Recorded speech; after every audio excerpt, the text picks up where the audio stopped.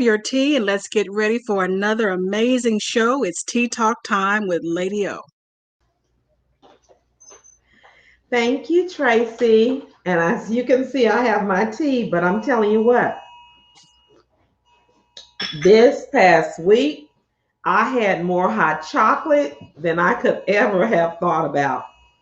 Yes, as you all know, we are in Texas, and those of you that are not in Texas, you have no idea what we've been going through. But I guess you've heard it on the news. But with this freeze this past week, I've never ever experienced anything like that in my life.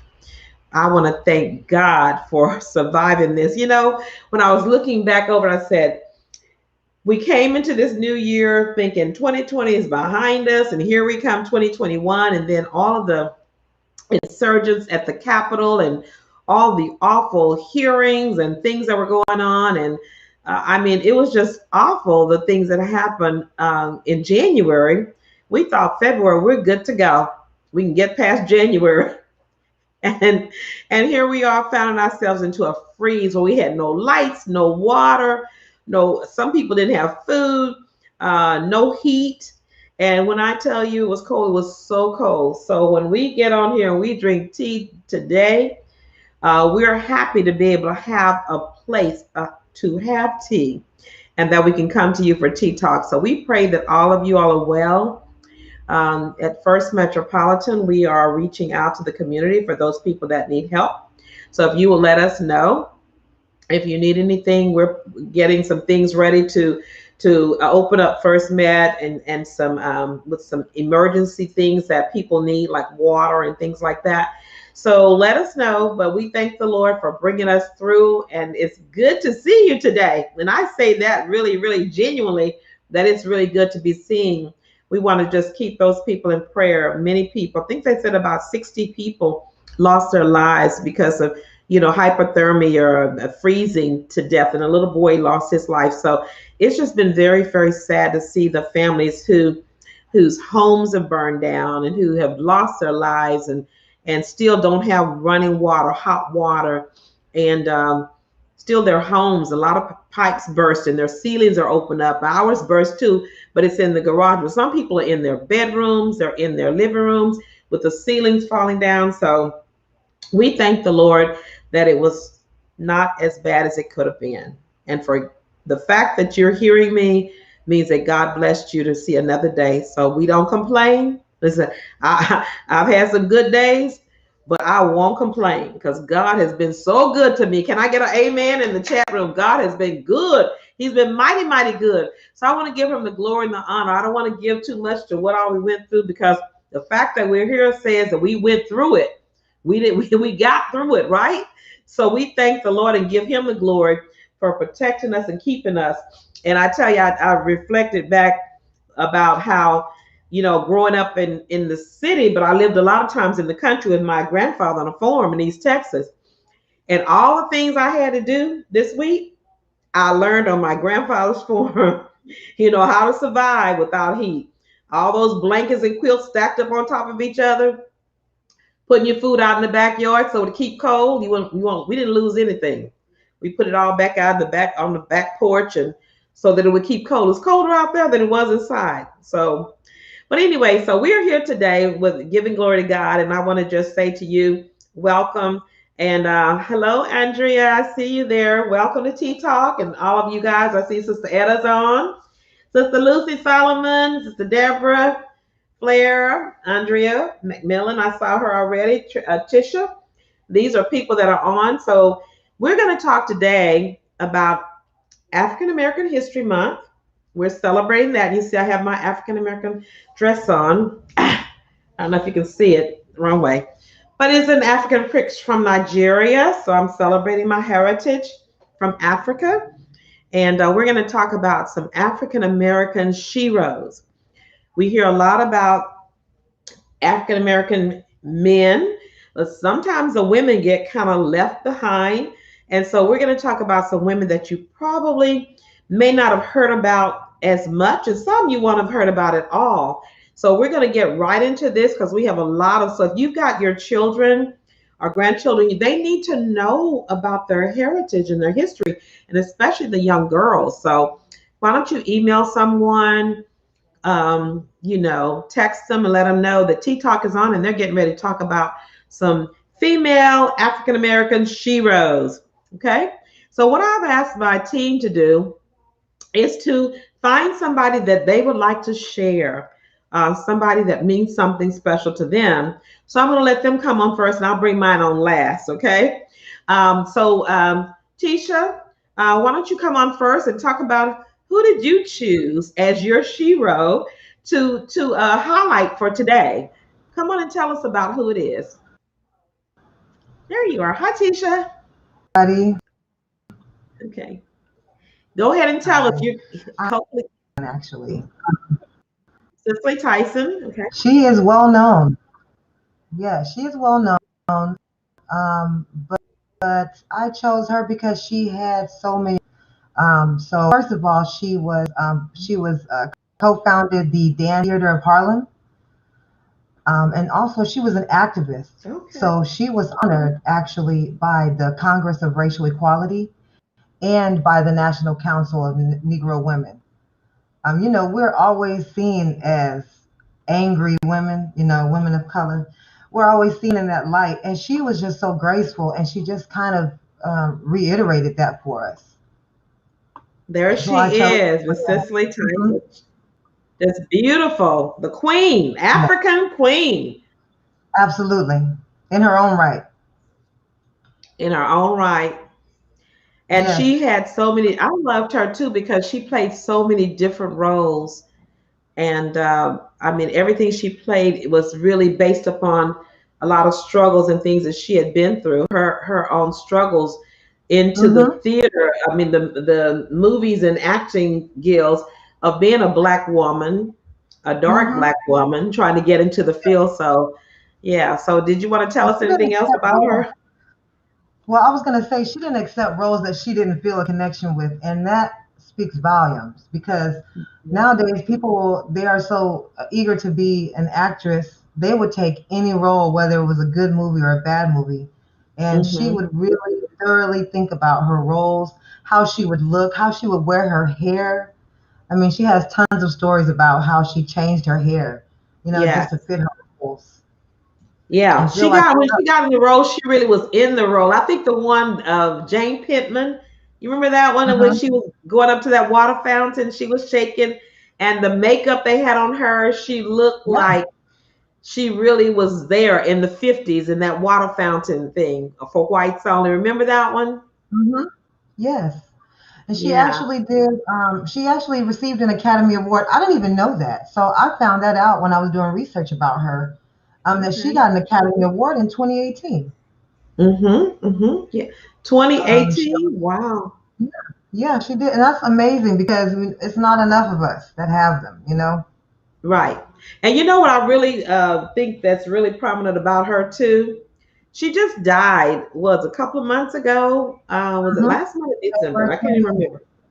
And she was 95, I believe, I believe she was 96. 96. Now, this is Hmm. what I heard, and she is the only actress that I know of that was still working. I mean, she still had parts that she was playing in her 90s. I mean, she was really Hmm. playing parts.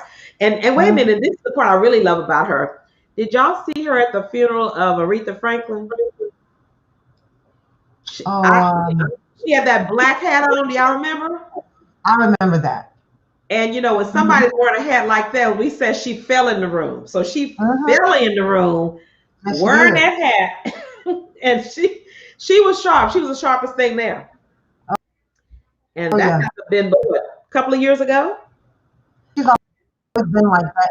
And it comes out of her, Yeah. exudes gracefulness in the way she spoke. And that's why I chose her, is because she had a passion for, and I love that about her. Yes. She loved to tell the story. And she loved to tell the story of African American people. And they really used her a lot in that in many different Hmm. pictures. So, well, thanks for sharing, Miss. I call Miss Pittman. I almost call her Miss Pittman here, but that's what she was kind of known of she's played a lot of parts. I think she even played what's the one, Harriet Tubman? Didn't she play Harriet Tubman? She may have. I don't know that one. I don't know if she did that. She There's did that several one. versions of that too. So Yeah. All right. Well, great. Well, thank you for sharing her with us today. All right. Next, we're gonna have see, my pictures are moving here on me. Miss Shelley, you want to come on next?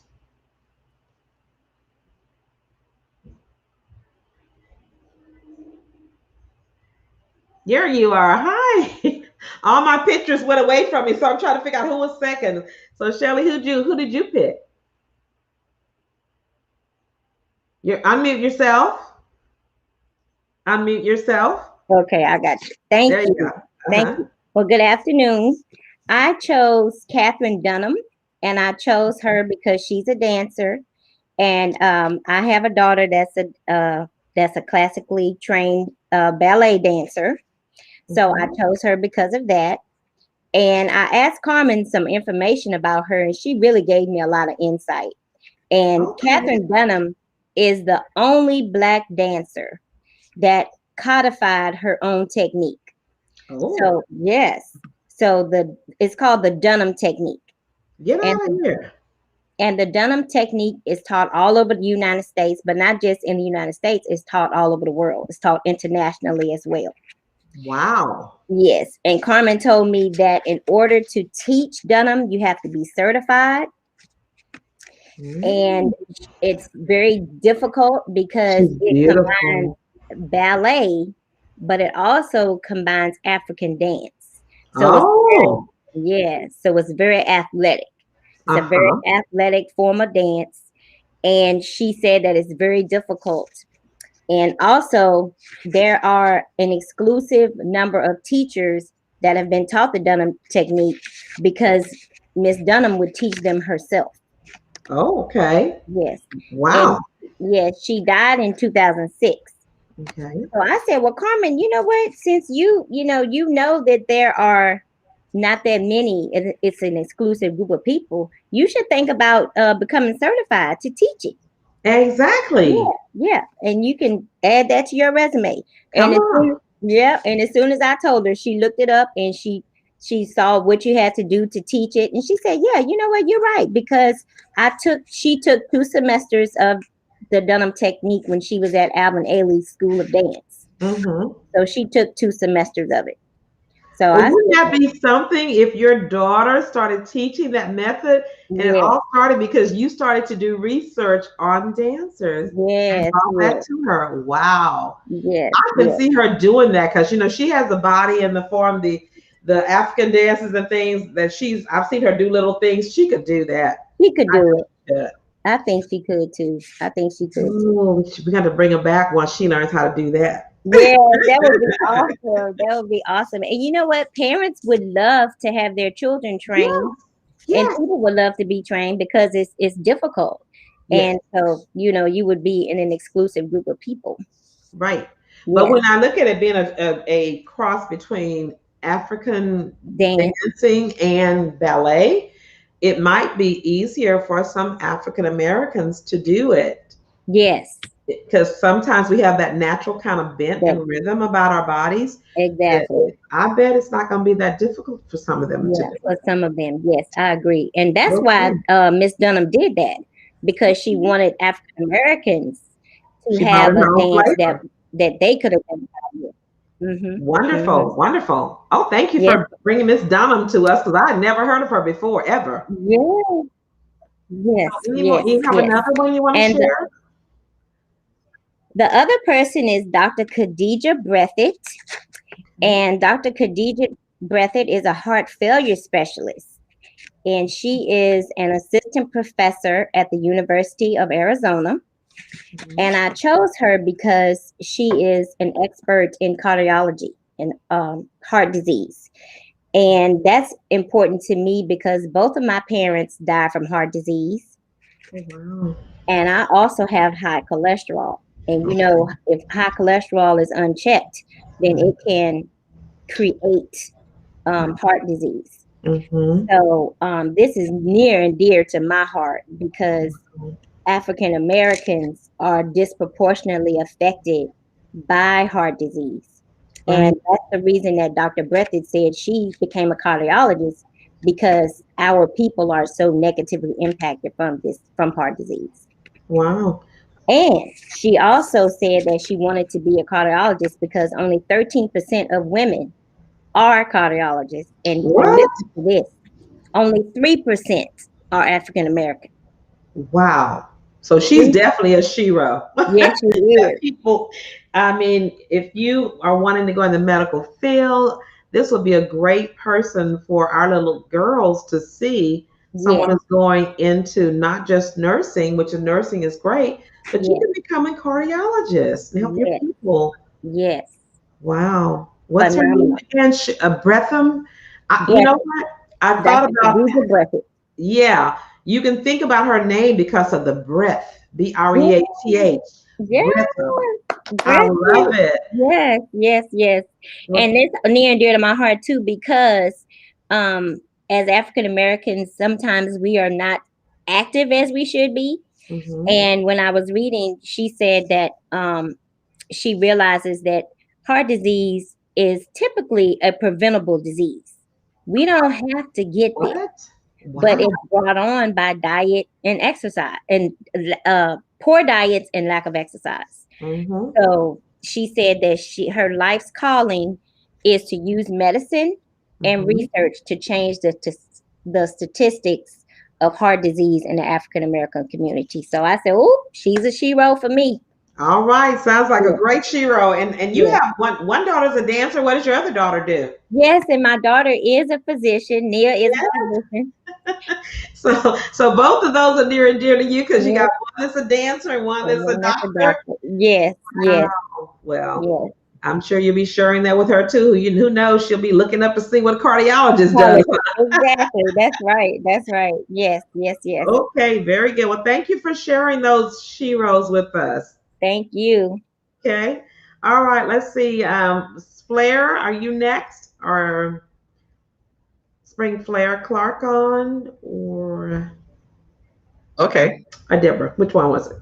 I can't see my pictures anymore. Sorry. Go ahead. Okay, it's fine. It's Who's your good shero? evening, good afternoon, everybody. Good to Yeah. see Hi. you. Thank you, Lady O, for this opportunity. It's great. I'm glad everybody's here so we can learn about some sheroes that we have. And the first one I'm going to talk about, first I want to just give like a shout out to HBCUs and especially Spelman College in Atlanta, Georgia. Just a little about Spelman. It's a private, historically Black women's liberal arts college.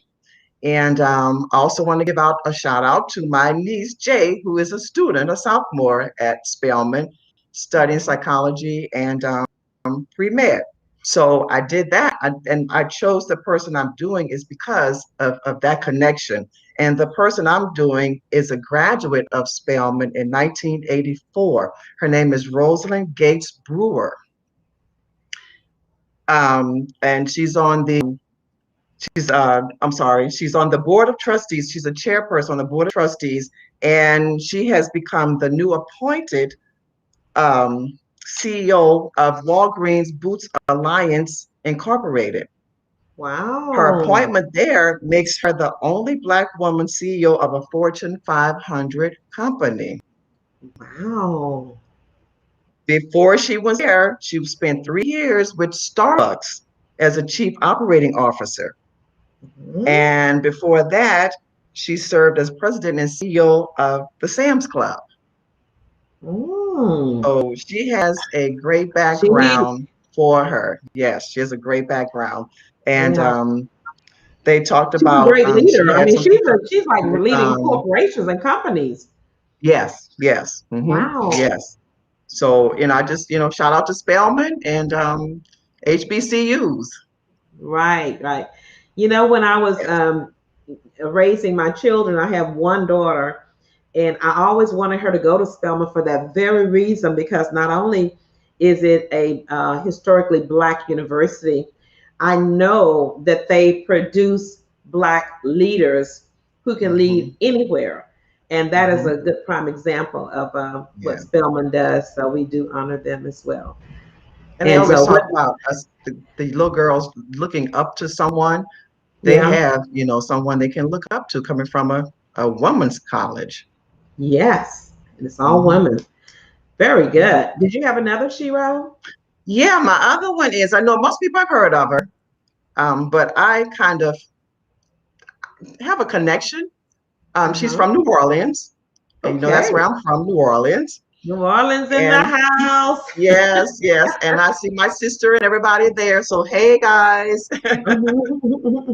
So, and her name is Ruby Bridges, and Ruby Bridges started integration in New Orleans. But what happened in 1954, the Supreme Court ended segregation in public schools.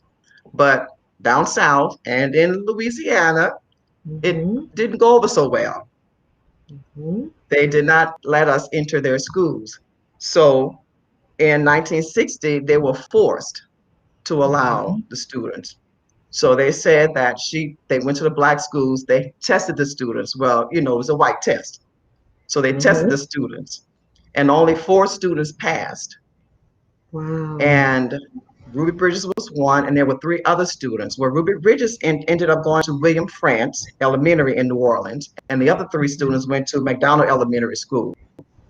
So the big thing was that her mother wanted her to go to school because the white schools were better.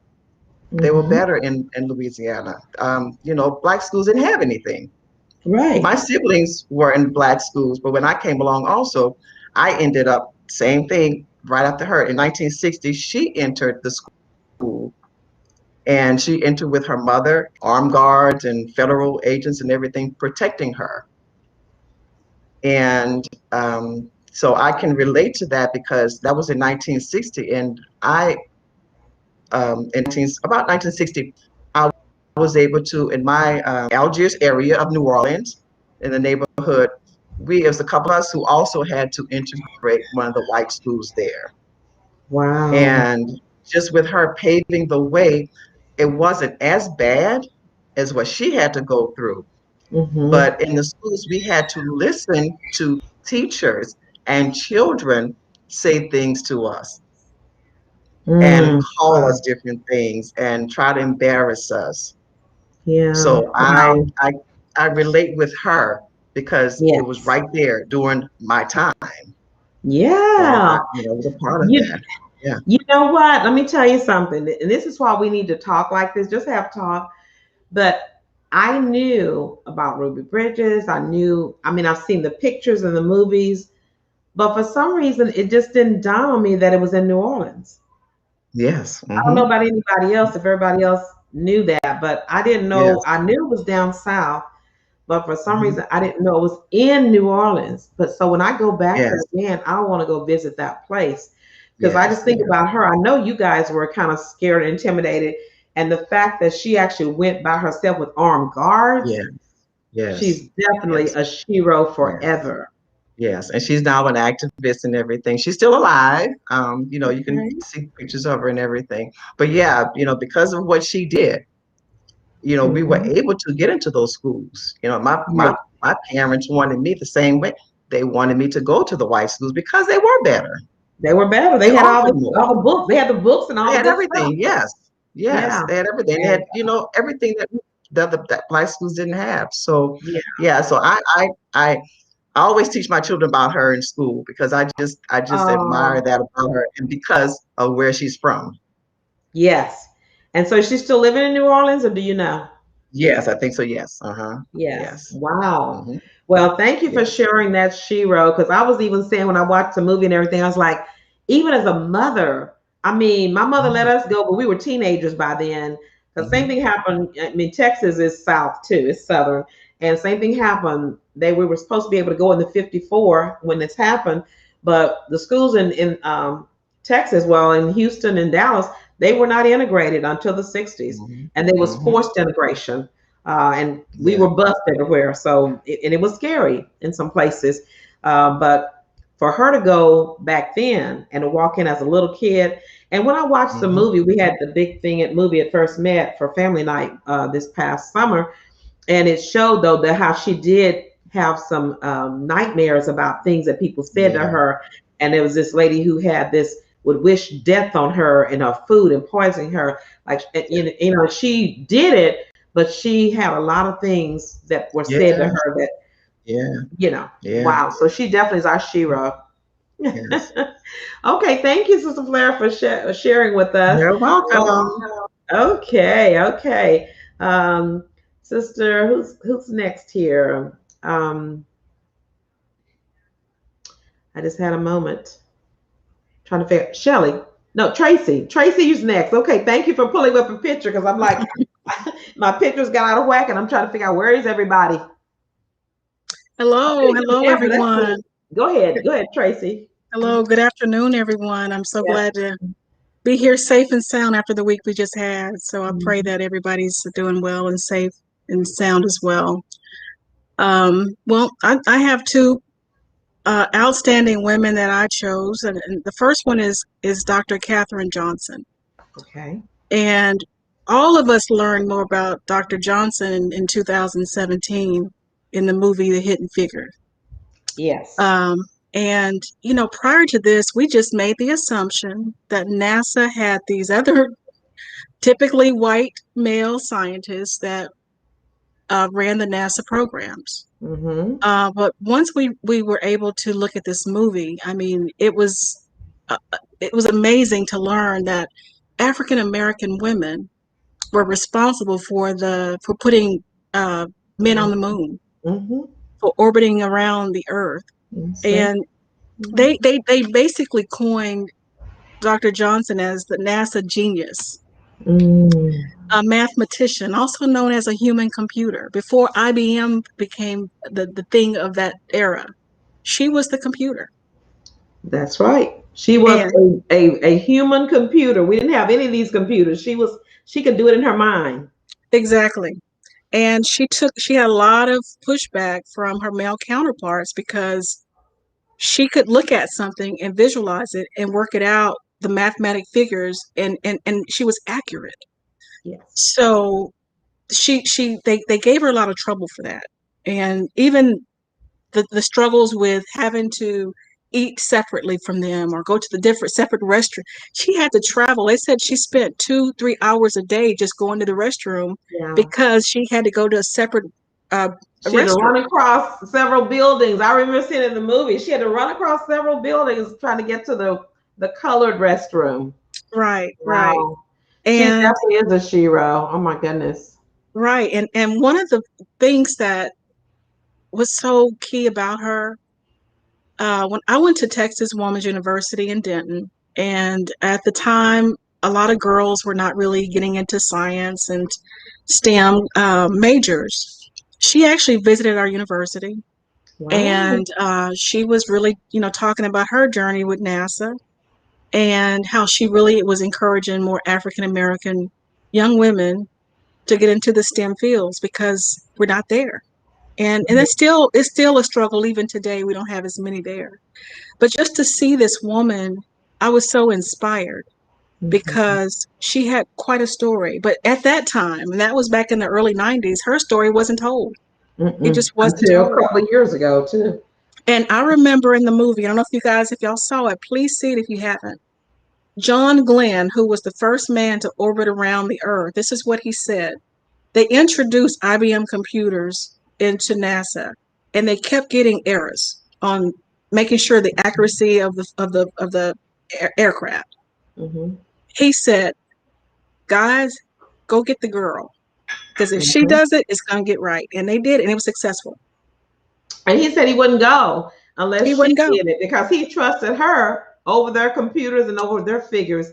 And when she said it was right, he said, "Okay, I'll go." Wow. Exactly. So watch the movie. It is amazing. You got to see it. Right. And she was they held that a secret so long because this happened way back, and that movie didn't come out till a couple of years ago. Exactly. Yeah. So we didn't even really know about her until the movie. Exactly. And it wasn't just her; it was other African American women who were so instrumental. If you see that movie, they showcased 2 other African American women in that movie. But it was a whole room of them. Remember, they had that room full of them, and they were the computers in that room, and she led it. Yeah, exactly. Oh wow! Yeah, and I remember Wow. watching. I can't think of her name, the actress, but their her car broke down, and she was trying to fix it to get to NASA. And Right. I thought, wow, this lady is fixing a car. But she, they were very And then they instrumental. carpool. They Yeah. carpool. Remember, it was about four of them in a car together because to own a car back then was like impossible for wow. And I thought about this too. We were kind of behind the ball in terms of our NASA program because by then Russia had Sputnik was already there, and they were trying to figure out what do we need to do. Katherine Johnson, I will continue to say it. She is the Catherine reason Johnson. why it happened, and I'm so American. glad she finally got her just due. And in 2015, President Barack Obama awarded her with the Presidential Freedom. Mm-hmm. Um, uh, Medal of Freedom. Mm-hmm. Well deserved, well deserved. Very good. Okay, very good. Let's see. For time, let's get Deborah in here. Did you have another one too? We can come back to. I want to get Deborah in there before she Sure. can get to B2. Deborah, why don't you come on, so Deborah, and talk about yours, and then we'll come back. There you are. Hi, good afternoon, everybody. Thank Hey. you, Lady O, for this opportunity. The person that I chose was Jane Cook Wright. And the reason I chose her is because she was in the medical field. Mm-hmm. And she is the daughter of the first African American to graduate from Harvard. Her dad was Lewis Wright, and he was head of the cancer research. And she later came on to be in charge of the cancer research in Harlem. Okay. She also was responsible for creating the innovative technique for the effects of the drugs on the tissues of people rather than on lab mice. She Okay. also pioneered the use of the drug methotrexate that we use now for breast cancer and other skin cancers. Oh, really? Yes. And she was also elected by the New York Cancer Society to be the first woman president in 1971. So her research helped transform chemotherapy. Oh my God. And even though I haven't been touched by it, but family members have been touched by cancer. So, that's one reason why I chose her. Very And good. I'm always fascinated with what happens in the medical field. Yes. And cancer has been such a devastating thing that has impacted us all in some ways. Yes. The chemotherapy, drugs. And so what's her name again? Her name is Jane Cook Wright. Jane And Cook she was Wright. born in 1919 and she passed away in 2013. Ooh, she lived a long life. Mm-hmm. Wow. And I always say too, it's in the bloodline. So her father was at Harvard, the first Black Yes. at Harvard, and then she came right behind him with that medicine and is doing great things. Wow. Well, we'll be so ever. Was a doctor. Who is that? Her grandfather. Her father's father, he was a doctor as well. So it was in the line, in the blood. Well, thanks for sharing her with us. Let's see, with our time here, did you have another one? The other one that I had was Marie Van Britten Brown. And she was born in 1922 and died in 1999. And the reason I picked her is because it just intrigued me with the security, system. She was important in that her husband was always working and she was home alone. She also was a nurse. And because the police were slow to respond to any crime in the Black neighborhood, of course.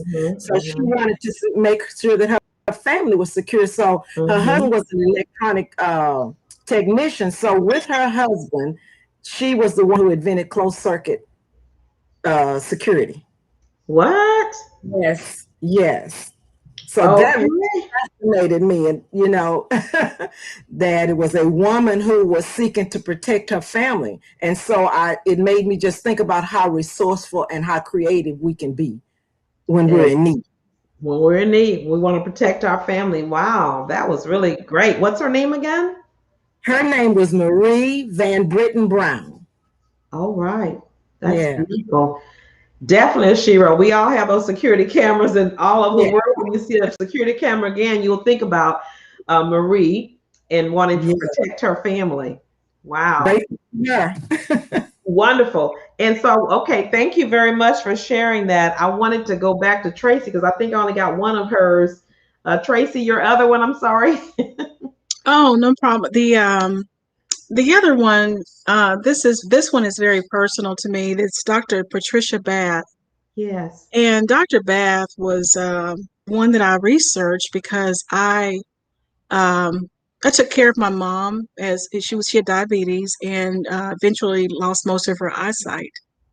And I spent years trying to find doctors and procedures to salvage her eyesight. And I ran across Dr. Patricia Bath. She was a world famous ophthalmologist, and she discovered and invented something called the laser phaco. And this was for people that had issues with cataracts, but she also invented other procedures that help with eyesight. And she was one of the first African American women, and only Black African American woman, to actually receive a patent for medical purposes. Wow. I think she had four. She ended up having four before she passed away. She actually had the patent, huh? The patent for it, yes. Wow, that's Yeah. major. And that just wasn't heard of from African American women. So she actually, her saying alone is just unbelievable. She said, I believe that eyesight is a basic human right. And she knew that people of color, that our resources were limited. So she made it her life's mission to volunteer and to provide services for people of color, to help with our eyesight and eye health. Right, right. And tell us her name again. Dr. Patricia Bath, Bath. Bath. Yes. Wow, Patricia. Yeah. That's so important too. I mean, it's important, I'm sure, to you because your mother, you were trying to find something for your mom, but also the fact that so many people, African Americans and people of color, and some Hispanics as well, and Indian, suffer with diabetes, and it does rob your sight if it's not taken control of, and Right. So this is very, very important to us, and the fact that she had a patent. I don't know if you've ever studied, but it's extremely hard to get a patent, extremely hard. And for her to get one back in that day, that's big stuff. Wow. Well, and to end up getting four of those. And she had four. Wow. Yeah, yeah. And I think I read that she actually did volunteer. She went across, at different nations, countries, and did volunteer to do surgeries for people that just could not afford to have surgeries. So she was just a phenomenal woman that realized that there was a need. And, I never met the woman, but I guarantee you she wasn't in just for the money, because she gave more. She gave so much more, Right. Of herself to make sure that people were good. Wonderful. Well, wonderful. Thank you for sharing that, Shiro, with us. 4 patents, an African American woman. That is amazing. She's definitely a Shiro that we have not studied about. I want to give you 2 of mine that I studied, and then if you all have more, we can look back around. But the first one that I wanted to give, because I studied people because I'm really into activism and voting registration and educating people. That's what I've really been doing a lot of this year. So when I thought about with all the things that are going on, I'm thinking if I had been back there in that days, I would have been marching and protesting and registering people to vote, in my younger years. And even in this age, I'm still doing it. I'm not marching, but I'm registering people to vote, educate them, and so forth. So I wanted to know about women who made a change in our government, in our civil rights, and those kind of things. So, of course, the one that everybody knows about is Rosa Parks. But I wanted to do this particular Shiro because people don't know about her. And when I read about her and heard her story, I thought I wanted to share that with you because it just so resonated with something that I would have been doing anyway. But her name is Claudette Colvin, Colvin. And she is a pioneer of the civil rights movement. And we think of it as being Rosa Parks, but here you got a picture of her there, and she's still living. She lives in Brooklyn, in New York, and so she is like a year older than me. So I'm thinking about kind of making that relevant, that she is about my age. You know, she's just a year older. But what happened is, as you can see here on the headlines, when she refused to give up her seat, she was 15.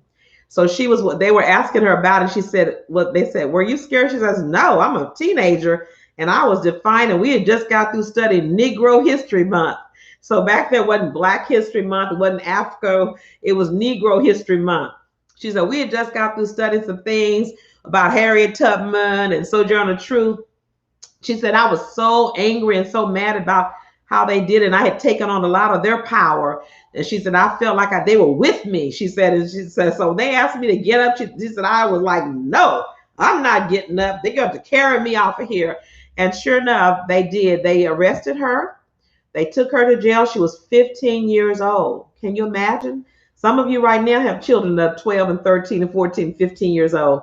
And so she refused to get up. And so she was the first one before Rosa Parks to get arrested, and who refused to get up out of her seat. And so when you go, this is why you have to read and go back and study, guys. And I'm just telling you, there's so many Black history things on now. You need to be looking on them and seeing the true story, okay? And because there's more, a lot of times, than what you know up front. So anyway, so what I liked about her story was she was saying that, you know, she was definitely the first one, but she said there at that time, she said people were getting a little bit bolden, and she said other people were doing it too. She said, but by the time Rosa Parks did it, she'd already done it and been arrested, in jail, and so forth. But anyway, so this was in March the 2nd of 1955 when she was arrested. And it was in Montgomery, Alabama, and it was arrested for refusing to give up her seat. And she just wasn't her feet were hurting. She just said, I just wasn't going to do it. She said, because I felt like, you know, after studying of all the injustice, I knew my rights. And I told them I had my constitutional rights, say I can sit here and I'm not moving. So they did arrest her, put her in jail. And she said she wasn't afraid until she heard that jail cell clink. She said then she got real afraid because she knew she couldn't go anywhere. But anyway, the other thing that really kind of intrigued me about her, she was saying, they asked her, well, why do you think that nobody ever brought up your name? And she said, well, she said, back in that day, she said, Rosa Parks fit the part, and she was the better person for the white people to accept. You know, she was light skinned. She had the wavy hair, and she was a part of the NAACP. She had the civil rights movement. She was actively involved in that. I think she was a secretary, if I'm not remembering. She had an office in there. So a lot of this stuff was the fact that Rosa Parks was a part of the movement. She wasn't a part of the movement. She was a 15-year-old girl that just was kind of, you know, wasn't going to do it. You know how 15-year teenagers rebel, and she didn't even know any better. But here's the thing that she said. She said, I think they didn't use me because of my skin color. She was a darker lady, and she was a teenager because of her age. And then she said after that, she got pregnant and she wasn't married. So she just didn't fit the part of what people would really put up with. So she said Rosa Parks was well known.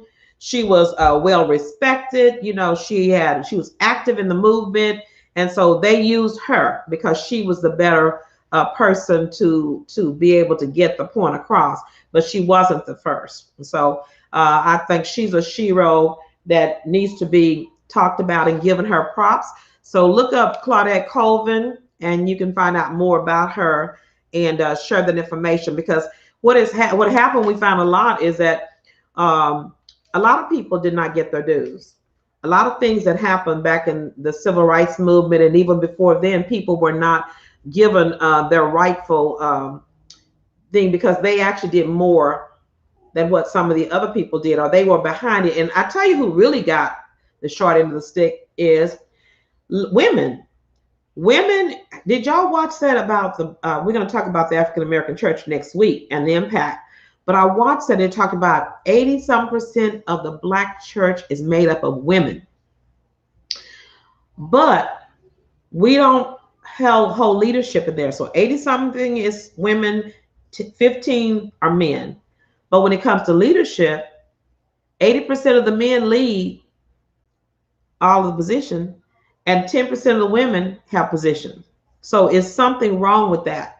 But so a lot of things that were done in the movements, the parts that Black women played to work in the churches and get people in positions and voting, all the things we did, Black women did this. They did a lot of it, and they did not get credit. So there's a lot of sheroes that did not get the credit. So we want to just keep those in mind. And then the next group I wanted to talk about was a couple of, well, and we'll talk about that later too, but how the historically Black universities came out of the Black church. The Black churches had, before there was a university, before there were schools and integration or segregation or anything in a public school system, Blacks couldn't go to public schools. So Black people started their own schools for their children in the church. And so they started them in there. They built schools like Spelman and Shaw University. All those things came out of there, led by Black preachers and built by Black women with their monies and stuff. We got to learn our history, guys, and give everybody props. But anyway, so I went ahead and studied a couple of them that had, since I'm involved in voting, in the women's suffrage movement, which, you know, marched for the right to vote. And so I studied, because I am a Delta, I said, I wonder were there any Deltas back there in that time that marched in the actual march. And there were 3 that I found that they were from Howard University. And it said these women were in the suffrage movement. They were Bertha Campbell, which is a founding member, and she was valedictorian of her class, so very, very smart, came through Howard University, historically Black university, and she was a Delta. So in that sorority, it's not just about stepping, and it's not just about wearing red and white. It's about registering people to vote, changing the world. And the other one was Osceola Adams, was one of those women who actually marched in that march. They're not just coming along. They were organizing it and marching in this march for the right for women to vote. And then Vashti Murphy was another one. So there was 3 women that I looked up that were Deltas that marched in the suffrage movement in 1913.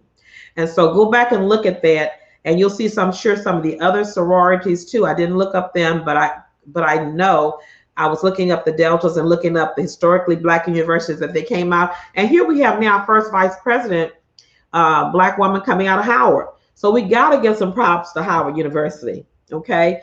Developing leaders. There's some great ones, but these are some people that came out of there. But I wanted to just give you a little whet your appetite with that, because we're going to be talking about next week a little bit more about the impact of the African American church. Do you know that everything, I want y'all to, I tell my kids all the time, understand you Black, okay? You need to understand this, okay? That your schooling, your medical, everything that Black people are came out of the Black church. We fought, we gave money, we made sure our children had, and if wouldn't let us go to your school, we built our own schools. And I'm gonna tell you something. Back in the day when you know, schools were segregated, those Black teachers in those schools made sure those Black children learned. We didn't have all the materials we needed, but they did have corporal punishment, you know. But I don't remember a Black teacher being mean to any kid. I really don't remember that. I remember they didn't play, and that you were going to get your lesson, you were going to learn. And that's really because they wanted to make you somebody. You didn't come to school to play and act and clown around. You came to learn, and they knew the value of education.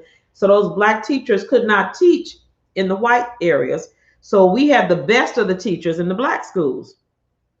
When integration came, they took all the good teachers, not all of them, they took a lot of the good teachers that needed, since they had to integrate, they took the better ones, some of them, over into the white schools and left sometimes in some areas, not all, but some areas were taken out and left with inadequate teachers and with inadequate books and inadequate resources. So therefore, integration was good, but I'm gonna tell you, it hurt us in a lot of ways. When you go back and study your history, before integration, we had our own towns, we had our own cities, our own banks, we had our own hotels, we had our own businesses, and we were thriving. You look back, we weren't shucking and jiving. We had money.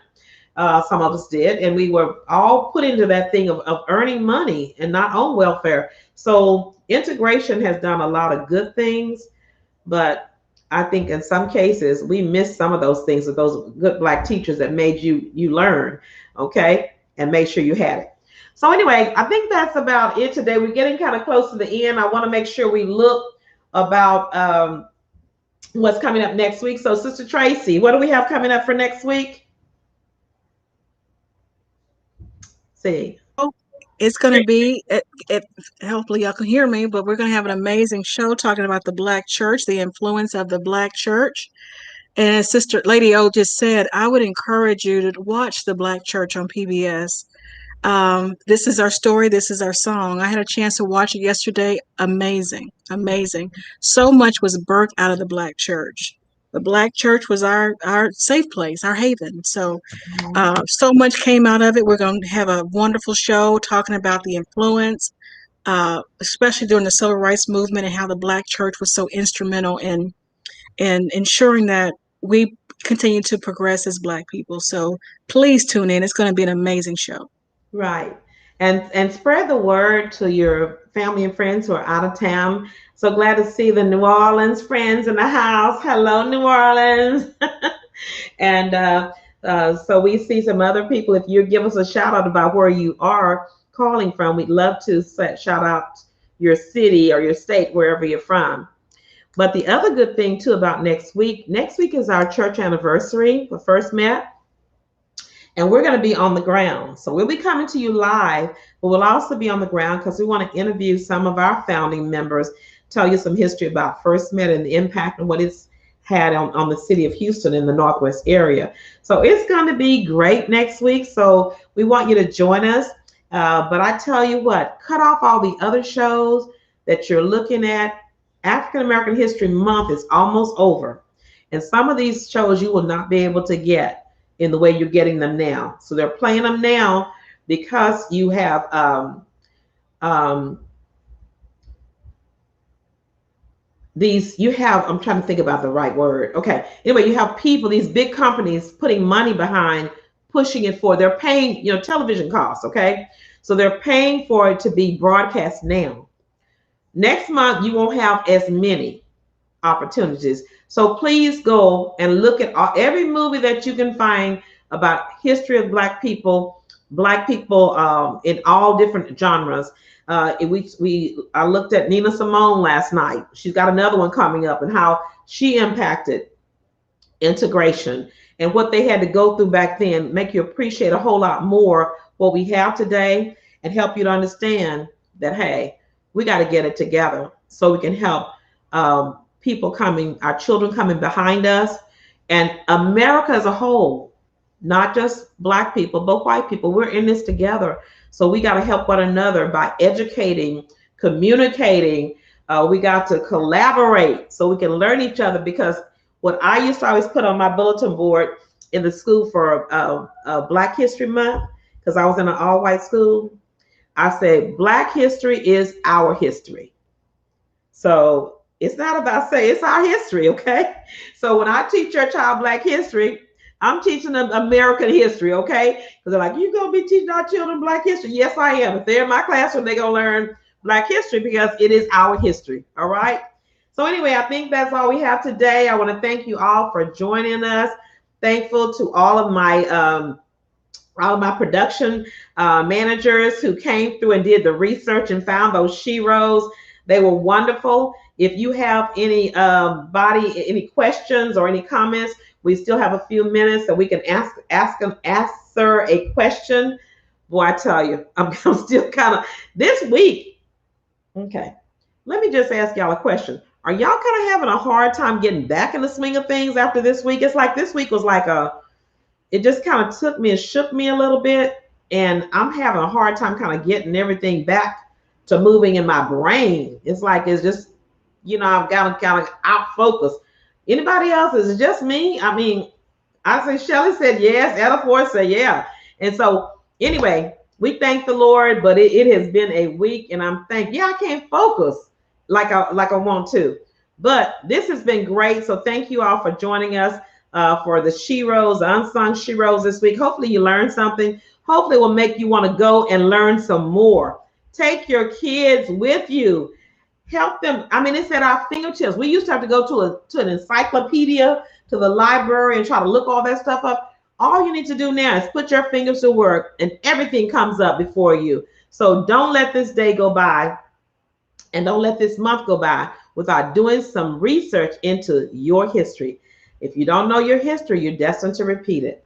So become a part of the solution by learning your history. I will see you next week. We'll be at First Met. We'll be live. We'll be on the grounds. We're going to have some food, some games, some fun. Everybody's invited. So come on out and enjoy what we're going to be celebrating and thanking the Lord for the Black church, our foundation, our future. We'll see you again next week at Tea Talk with Lady O.